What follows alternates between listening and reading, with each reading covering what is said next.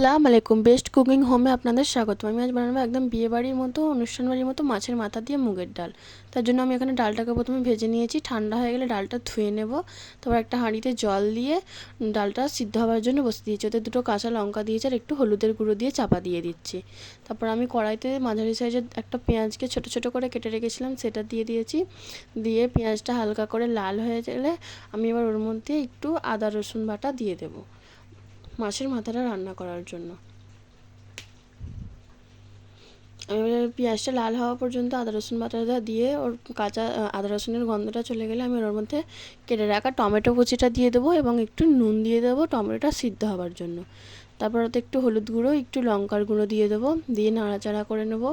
নিয়ে তারপর আমি আবার ওর মধ্যে গরম মশলা, লাল জিরের গুঁড়ো দিয়ে দেবো, দিয়ে আবারও ভালো করে মিক্স করে নেবো। তারপর আগে থেকে ভেজে রাখা মাছের মাথাটা ওর মধ্যে দিয়ে ভেঙে মিক্স করে নেবো।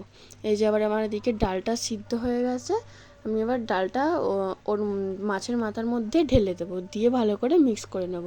যেহেতু আমার ডালের নুন আছে সেজন্য আমি এদিকে কম করেই দিয়েছি।